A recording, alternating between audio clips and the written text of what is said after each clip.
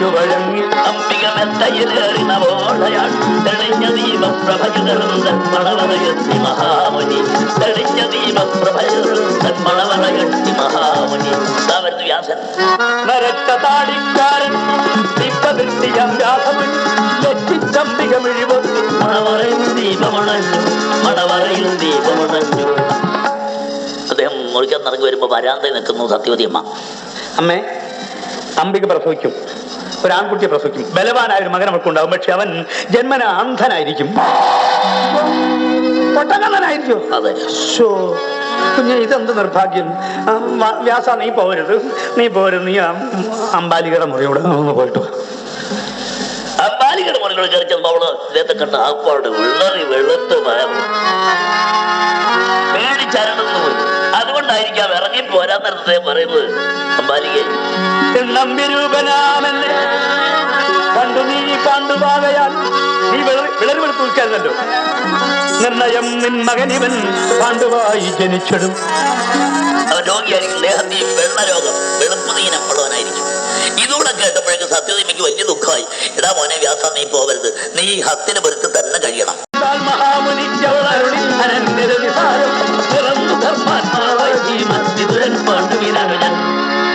പാണ്ഡുവിനനുജൻ. അപ്പൊ വ്യാസന് 3 മക്കളായി.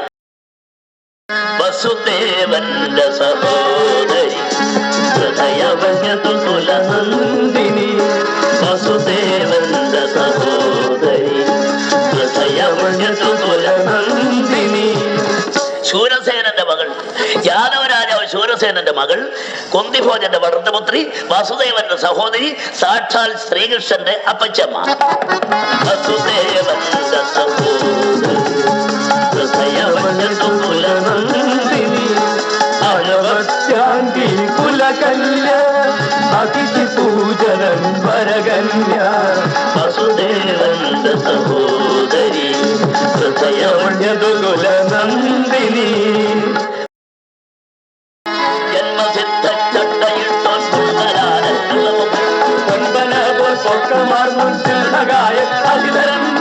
ഒരു അത്ഭുത ശിശു. പെണ്ണ് പേടിച്ചു പോയി. എന്ത് ചെയ്യും? കല്യാണത്തിന് മുമ്പേ സംഭവം നടന്നിരിക്കുക. അവള് കുഞ്ഞിനെ തുണിയിൽ പൊതിഞ്ഞെടുത്ത് പെട്ടിക്കകത്താക്കി പെട്ടി അടച്ച് കൊണ്ട് നദിയിൽ ഒഴുക്കി കളഞ്ഞതാ. ഒഴുകി പോകുന്നു. ചർമ്മണ്ണുതി, യമുന, ഗംഗ, ചമ്പാവരി വരെ പോയി. ചമ്പാവരി വെച്ച് രാധയം കണ്ടു. അവൻ അച്ഛാടി നീന്തി ചെന്ന് പെട്ടി പിടിച്ചു, കൊണ്ടുവന്ന് തുറന്നു നോക്കിയപ്പോ ഇരിക്കുന്നു.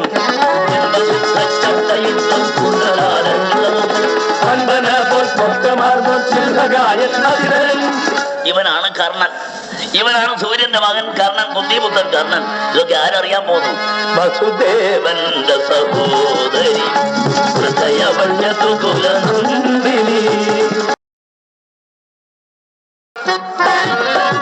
മൃഗജാളങ്ങൾ കൂത്താടും കാട്ടിൽ പാടും അധീപൻ. മൃഗജാളങ്ങൾ കൂത്താടും കാട്ടിൽ പാടും അധീപൻ. കണ്ടു മാന്യ ഗുണങ്ങളെ കാമമോഹിത മൃഗങ്ങളെ. കണ്ടു മാന്യ ഗുണങ്ങളെ കാമമോഹിത മൃഗങ്ങളെ. കലമാനം ഭേളമാനം ഒന്നിച്ച് ജീവിക്കുന്നു. കുന്തി മദ്രി നോക്കിച്ചു. ഞാനിപ്പൊ കാണിച്ചു തരാം. തുരുതുര അഞ്ചം പെയ്തു, തുരുതുര അഞ്ചം പെയ്തു, രുധിരം ചൊരിഞ്ഞു പിളഞ്ഞ കലമാൻ. തുരുതുര അഞ്ചം പെയ്തു, രുധിരം ചൊരിഞ്ഞു പിളയുന്ന കലമാൻ. രക്തത്തിൽ കിടന്ന് പിടയ്ക്കുന്ന കലമാൻ പതുക്കാൻ എഴുന്നേറ്റു. ഏതൊരു മനുഷ്യനായി വിളിച്ചു പറയുന്നു, ഡാ പാണ്ഡു, ഡാ പരമദ്രോഹി, ഞാൻ ഹിമന്തൻ എന്ന മഹർഷി. ഹിമന്തൻ എന്ന മഹർഷി, ഞാൻ എന്റെ ഭാര്യമൊത്ത് ജീവിക്കുമ്പോൾ എന്നെ കൊല്ലുന്നു, ഞാൻ മരിക്കുന്നു. എടാ പരമദ്രോഹി പാണ്ഡു, നിനക്കും ഈ അവസ്ഥ വരും. നീ നിന്റെ ഭാര്യമാരെ തൊട്ടുപോയാൽ ആ നിമിഷം നീ മരിക്കും. ശപിച്ചു ശപിച്ചു പാണ്ഡു നീ നിൻകാന്തയെ അഭിരമിക്കുകിൽ മരിച്ചിടും.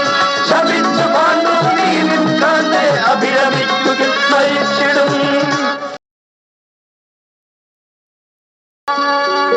വലികളിൽ ലതകളുമെല്ലാം പൂത്തെളിഞ്ഞ് നൃത്തമാടുന്നു. പൂക്കുയിലുകൾ പാട്ടുപാടുന്നു. പൂർണ്ണ ചന്ദ്രൻ ഉദിക്കുന്നു.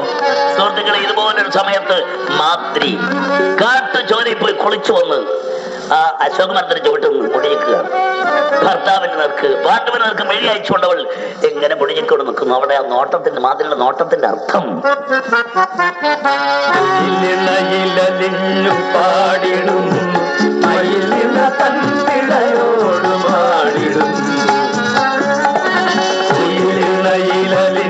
പാടിടുന്നു മയിലിട തൻ പിടയോട് പാടിടുന്നു പ്രിയയനുനയിച്ചിടുന്നു ചെമ്പുകം പ്രിയതമണി അണയാർന്നു ഞാൻ വരഞ്ഞു പ്രിയയനുനയിച്ചിടുന്നു ചെമ്പുകം പ്രിയതമണി അണയാർന്നു ഞാൻ വരഞ്ഞു കുയിലിണയിലലിഞ്ഞു പാടിടുന്നു മയിലിട തൻ പിടയോട് പാടിടുന്നു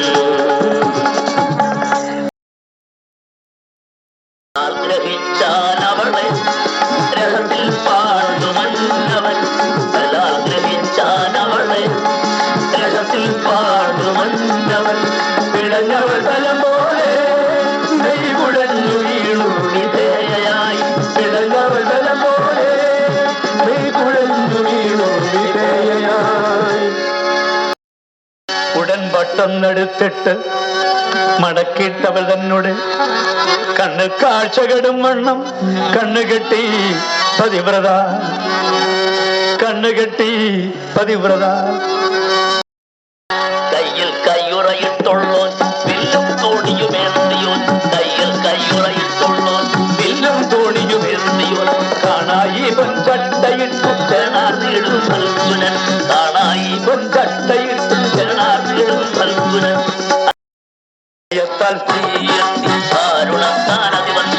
കായമ്യത്താൽ കാറ്റ് വീശി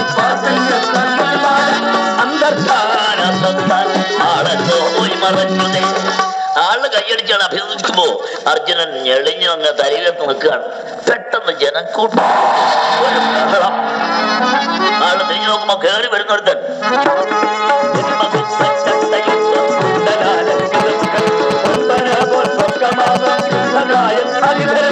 ആരോ വിളിച്ചു പറഞ്ഞു, ഇതാ കർണൻ, കർണൻ, ഇതാണ് കർണൻ. അർജുന അഹങ്കരിക്കരുതനുജാ പാർത്ഥ